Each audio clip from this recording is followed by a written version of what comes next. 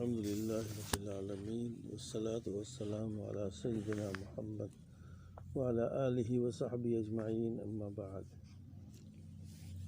کل ایک مسئلہ بتلایا تھا اور حدیث پاک میں یہ بتلایا گیا، حضرت ابو ہریرہ رضی اللہ تعالیٰ عنہ کی روایت تھی کہ اللہ تعالیٰ ارشاد فرماتا ہے کہ وہ بندہ جو میری خلقت، میرے خالق ہونے کے طریقے سے وہ کسی چیز کو پیدا کرتا ہے تو اس سے بڑا ظالم کون ہو سکتا ہے؟ جاؤ اگر ہمت ہے تو ایک دانہ پیدا کرو، ایک چیونٹی پیدا کرو، ایک کوئی جو پیدا کرو۔ اس طرح سے حدیث آئی تھی۔ نے کہا بھائی اللہ تعالیٰ نے اسے منع فرمایا۔ اللہ تعالیٰ کے اوصاف بہت سارے ہیں، اس میں ایک صفت ہے خلق، یعنی اللہ تعالیٰ کسی کو پیدا کرتا ہے، آسمان کو، زمین کو، کائنات کو، انسان کو، سب کا خالق کون ہے؟ اللہ تعالیٰ۔ اب اگر کوئی بندہ کوئی چیز پیدا کرنا چاہے تو یہ اللہ سے مقابلہ کرنا ہے، گستاخی ہے۔ یہ تمہاری اتنی ہمت تو نہیں ہے کہ تم کوئی چیز پیدا کر سکو، پھر تم مقابلہ کرتے ہو۔ یہ مورتی بنانا، تصویریں بنانا، یہ سب چیزیں، یہ سب اللہ کے مقابلے میں۔ تو اس لیے وہاں یہ فرمایا گیا تھا اگر ہمت ہے تو جاؤ، ایک جو کو، ایک دانے کو، ایک کسی چیز کو پیدا کرو۔ اس سے مسئلہ یہ ہوا کہ تصویر بنانا جائز نہیں ہے، تصویر کھینچنا جائز نہیں ہے۔ پرانے زمانے میں لوگ تصویر بناتے تھے، اب میں نے مشینیں آ گئی ہے، کیمرہ نیا نیا آ گیا، عجیب عجیب سا کیمرہ ہے، موبائل ہر ہاتھ میں ہے، ہر ایک میں کیمرہ ہے، جس طرح چاہے فوٹو کھینچ لو، آسان ہو گیا۔ لیکن کیا یہ بھی اسی میں داخل ہے؟ یہ چیز بعد میں بتلائیں گے۔ حدیث کے بارے میں، حدیث میں جو تصویر کے بارے میں بہت ساری چیزیں آئی ہے۔ ایک تو وہ حدیث آ گئی جو ابھی ہم نے بتلایا کہ اللہ نے کہا کہ جاؤ دانہ پیدا کرو، کوئی ذرہ پیدا کرو، کوئی جو پیدا کرو، کچھ کر کے دکھلاؤ اگر ہمت ہے تو۔ اب ہم شریعت میں کیا کہیں اس کو؟ تصویر کھینچ منع کریں؟ اور بھی دیکھو حدیثوں میں کیا کیا حدیث آئی ہے۔ ایک حدیث ایسی ہے کہ حضور صلی اللہ علیہ وسلم نے یہ فرمایا کہ دیکھو، مسلم کی روایت ہے، بخاری کی روایت ہے کہ اس لوگوں میں سب سے زیادہ عذاب والا قیامت کے دن کون ہوگا؟ مصورون، تصویر کھینچنے والے، تصویر بنانے والے۔ اوہو، بہت سخت حکم ہے، سب سے زیادہ عذاب ہوگا۔ اور اللہ تعالیٰ کہے گا قیامت کے روز زندہ کرو جس کو تم نے پیدا کیا ہو۔ اللہ پیدا کرتا ہے انسان کو، مورتی کو، کسی بھی چیز کو اللہ روح ڈالتا ہے، پیدا ہو جاتا ہے، چاہے جانور ہو، جاندار ہو، کوئی بھی چیز ہو یا انسان ہو۔ لیکن وہ بندہ جو تصویریں بناتا ہے، تصویر کھینچتا ہے، اس سے کہے گا اللہ تعالیٰ قیامت کے روز تم نے جس کی تصویر کھینچی سے روح ڈالو، پھر روح نہیں ڈال پائے گا، کہ لے جاؤ اس کو جہنم میں ڈال دو، بہت سخت عذاب ہوگا اس کو۔ تو یہ حدیث ہے کہ سب سے زیادہ عذاب کے اعتبار سے قیامت کے روز وہ لوگ ہوں گے جن کو ہم مصور کہتے ہیں، تصویر کھینچنے والے کہتے ہیں۔ ٹھیک اسی طریقے سے ایک حدیث میں آتا ہے کہ آپ صلی اللہ علیہ وسلم تشریف لائے، حضرت عائشہ رضی اللہ تعالیٰ عنہ گھر پہ اپنے دروازے پہ پردہ ڈال رکھی تھی۔ آپ نے دیکھا تب تھوڑا سا ناراض ہوئی، آپ نے کیا ہے بھائی، کیا ہے اس کے اندر؟ تصویر بنی ہوئی کپڑے کے اندر۔ تو آپ نے فرمایا کہ دیکھو قیامت کے روز عذاب والے زیادہ لوگ ہوں گے تصویر والے۔ حضرت نے فرمایا کہ یا رسول اللہ، اس کو تو ہم پھاڑ کے، پردہ تھا اس کو پھاڑ کے بستر بنا لیں گے، گدا بنا لیں گے، تکیہ بنا دیں گے، ٹیک لگائیں گے، اس کی ہم عزت نہیں کر رہے ہیں، بلکہ تصویر کو ہم ویسے ہی زمین پہ لٹا کر اس پہ بیٹھیں گے، لیٹیں گے، وہ کچھ بھی کریں گے۔ دیکھیے یہ بھی ایک حدیث آتی ہے۔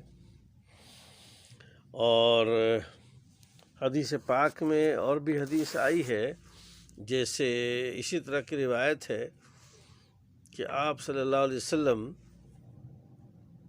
سے وعدہ کیا جبریل علیہ السلام نے ہم آئیں گے، نہیں آئے وہ اپنے ٹائم پر۔ آپ صلی اللہ علیہ وسلم کو ناگواری گزری کہ جبریل علیہ السلام نے تو کبھی وعدہ خلافی کی نہیں تھی، آج کیسے دیر ہو گئی؟ آپ نکلے تو ملاقات ہو گئی جبریل سے، تو کہا کہ بھئی کیا بات ہے جبریل، تم نے وعدہ کیا تھا اور آئے نہیں، کیا بات ہو گئی؟ تو انہوں نے کہا یا رسول اللہ، ہم اس گھر میں ہی نہیں داخل ہوتے ہیں جس میں کوئی تصویر ہو یا کتا ہو۔ دیکھ رہے ہو بہت سے لوگ اپنے گھروں میں شوقیہ تصویر لگا کے رکھتے ہیں، فلاں ہیرو کی تصویر لگاتے ہیں، فلاں ہیروئن کے لگاتے ہیں، فلاں کے لگاتے ہیں، اور بھگوان اور مورتی پتہ نہیں کیا۔ تو جس گھر میں تصویر ہو اس گھر میں فرشتے نہیں آتے، ایسے جس گھر میں کتا ہو اس گھر میں فرشتے نہیں آتے ہیں۔ یہ چیز ہے۔ بعض دفعہ ایسا بھی آیا کہ آپ نے صاف طور پر فرمایا فرشتوں نے، حضرت جبریل نے، کہ وہ گھر جس میں تصویر ہو اس میں فرشتے داخل نہیں ہوا کرتے۔ ایک اور حدیث سنو، ایک حدیث ہے قتادہ نقل کرتے ہیں، عبداللہ بن عباس رضی اللہ عنہ کے پاس تھا، لوگ سوال کر رہے تھے، وہ آپ جواب دے رہے تھے، یہاں تک کہ کسی نے کہا کہ یا حضرت میں تصویریں بناتا ہوں، تو ابن عباس نے بلایا ان کو، یہاں قریب میں آؤ۔ جب قریب آیا تو انہوں نے ان سے کہا کہ سنو، میں نے حضرت محمد صلی اللہ علیہ وسلم کو فرماتے ہوئے سنا ہے کہ جو کوئی تصویر کھینچتا ہے، تصویر بناتا ہے دنیا کے اندر، قیامت کے روز سے کہا جائے گا، او بیٹے سن، تو نے تصویر بنائی تھی یہ شوقیہ، اس میں تصویر ڈالو، اس میں روح ڈالو۔ وہ روح نہیں ڈال پائے گا۔ جب روح نہیں ڈال پائے تو میرا مقابلہ کر رہا تھا دنیا میں مخلوقات کو پیدا کرنے کا، چلے جاؤ بھائی جہنم میں ڈال دو اس کو۔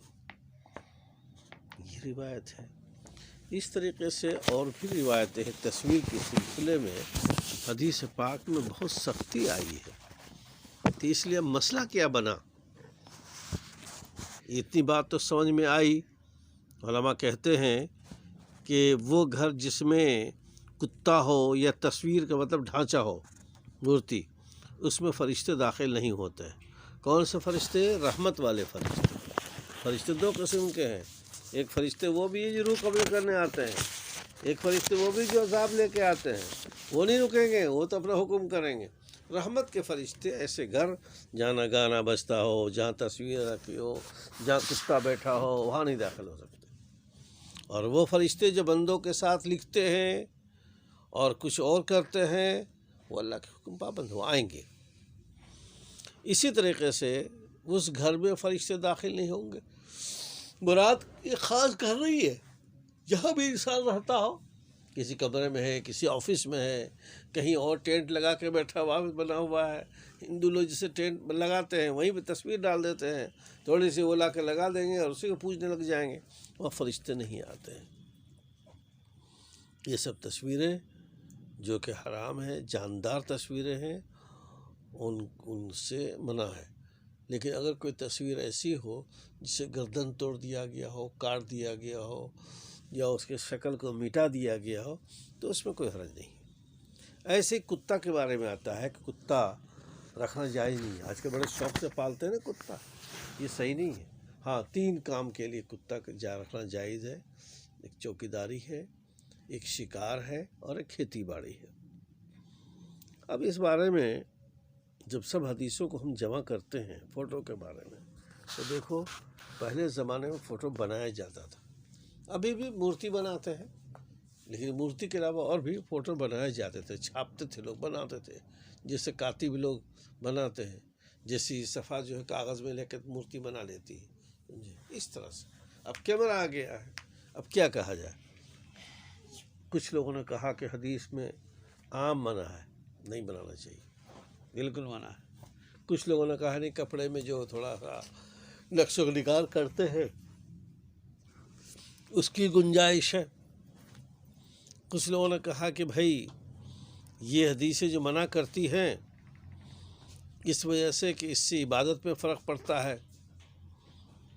اور اس سے خلل پڑتا ہے عبادت کے اندر، احتیاط کرنا چاہیے۔